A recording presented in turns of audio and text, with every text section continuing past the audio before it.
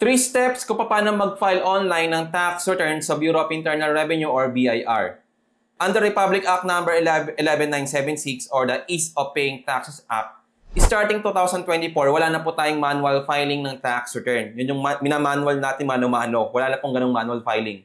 Lahat po ng filing ng tax returns natin ay online na. EBIR forms or EFPS. So ngayon po tuturuan po namin kayo kung paano mag-file online ng inyong tax returns in 3 easy steps. Okay? So let's start. So ito po, pupunta po tayo sa BIR website, bir.gov.ph po. I-type nyo lang po sa browser ninyo. Gagamit po tayo ng laptop or ng desktop computer. Hindi po pwede yung cellphone. So click nyo lang po itong e-services. Then ito po yung dalawang modes of online filing ng ating tax returns. Kasi magkaiba ang filing ng tax returns sa payment ng ating tax returns. So filing, 2 modes of online filing, dalawang paraan, EFPS po ba or EBIR forms. Ngayon po ang ituturo po namin sa inyo is yung EBIR forms natin. Okay? Click po natin yan. And step number 1 po is download and install the EBIR forms package ng Bureau of Internal Revenue sa inyong computer, desktop computer, or laptop. Wag lang po sa Apple MacBook computer kasi hindi po siya tinatanggap ng MacBook computer operating system. Para lang po ito sa Windows system ng laptop or desktop computer. Okay? So, click lang po natin itong here. At ma-download po natin yung EBIR Forms Package zip file. Click nyo lang po itong zip file natin. Tapos, double-click lang po sa ating sa executable file. Double-click lang po para ma-install sa ating computer, laptop, or desktop. Tapos, click nyo lang po yung yes. Automatic na po yung may install sa ating computer. Ngayon po, hindi po siya i-click kasi meron na po tayo naka-install na EBIR Forms Package sa ating laptop na ginagamit. So, yun po yung step number 1. Very easy.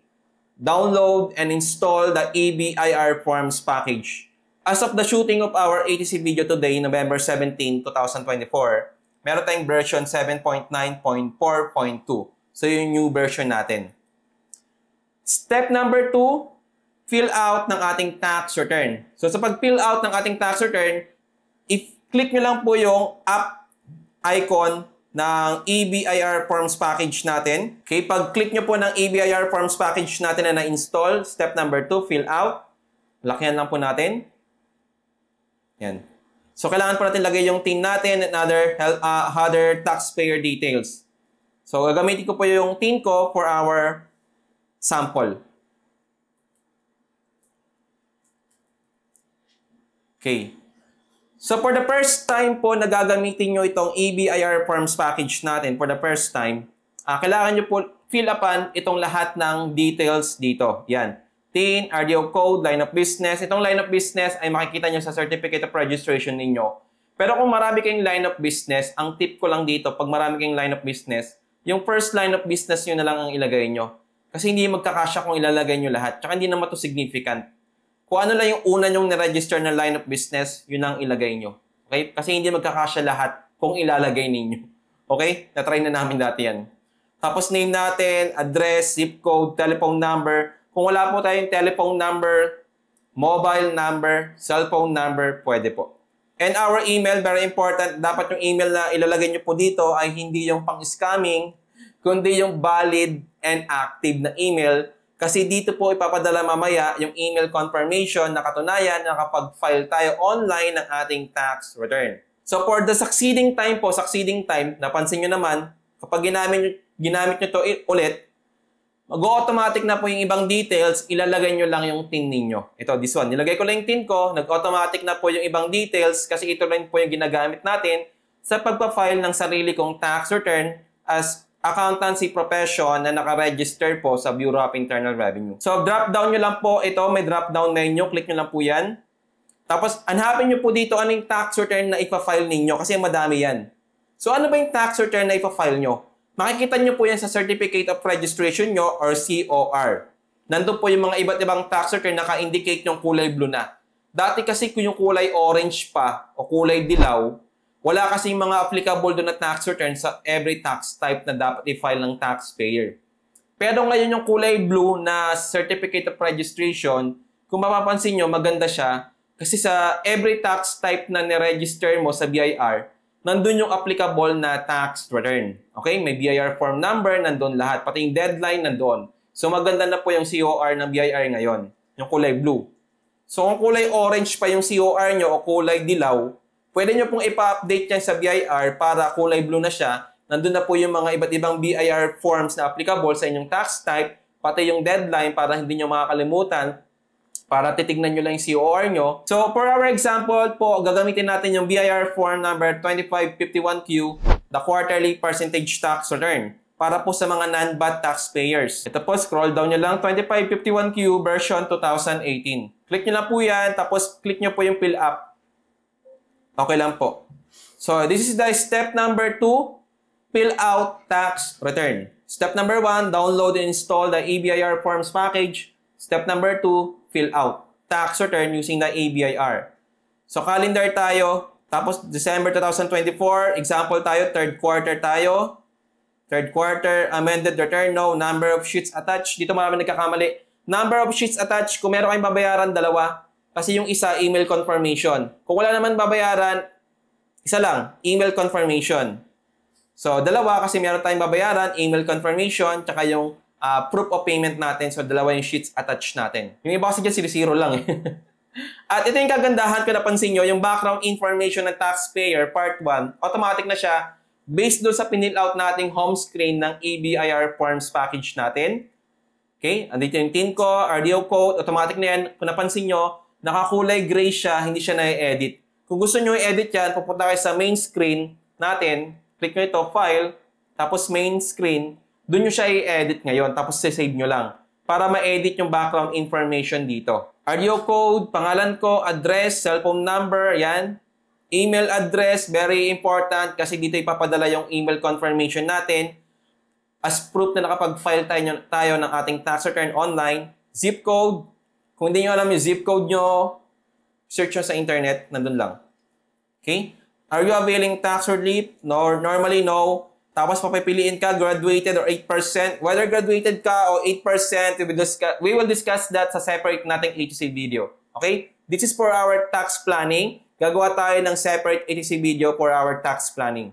For the meantime, graduated muna tayo. Tapos, ang gagawin natin, scroll down. Tapos, next step na, page number 2. Tapos, dito natin lalagay PT010. Tapos, taxable amount for the 3 months. Kasi, ang coverage ng ating 2551Q ay 3 months sa isang quarter. Example lang natin, 100,000 sa isang quarter or 3 months. Tapos, mayroon tayong percentage tax dyan na 3,000 pesos. So, after po natin step number 2, fill out ng ating tax return, ang gagawin po natin ay validate and submit. Hindi nyo po pwedeng isubmit kagad to kasi baka meron pang mga errors. So, kailangan muna natin i-validate. Katunayan na lahat ng required ng fields dito ay napilapan natin. So, ito lang po yung validate. Ito, click nyo lang po itong validate na to na button. At sasabihin niya naman na validation successful. Click on edit if you wish to modify your entries. So, ang ibig sabihin lang nito, lahat ng required fields dito, napilapan natin siya. Pero hindi ibig sabihin niya na tama yung ating tax returns, tama yung amount, tama yung binayaran natin, kasi hindi naman ma-check yan ng EBIR forms. Tayo mag-check yan kung tama yung sales natin, tama yung tax na babayaran natin, tama yung ating background information dito, tama yung ating quarter. Hindi ibig sabihin dito na correct yung mga amount o correct yung background information. So you must verify first the background information, your sales, the percentage tax na babayaran mo, bago mo siya i-validate. So kung gusto mo siya i-edit, edit mo lang, click nyo lang po yung edit dito, tapos kung mayroon kang babaguhin, after mo mag-edit, validate na naman. Step number 3, validate and submit. So, pag sinubmit natin to, kailangan po natin ng internet. Internet na mabilis, hindi mabagal kasi hindi to masasubmit online sa BIR. Ngayon, yung ibang nating taxpayer, ang problema, walang ma-internet, walang computer, walang laptop, walang desktop computer.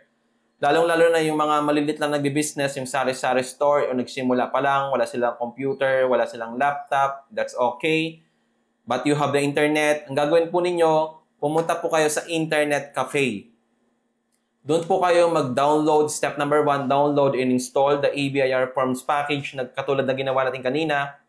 Pero dapat magpaalam muna kayo doon sa nagbabantay sa internet cafe kasi minsan hindi sila pumapayag na mag-download ng software sa kanilang computer. Okay? Magpaalam muna kayo. Tapos step number 2, fill out yung tax return natin na kailangan yung i-file online sa BIR, katulad ng ginagawa natin ngayon. And step number 3, click nyo po yung validate button kapag successful na and submit.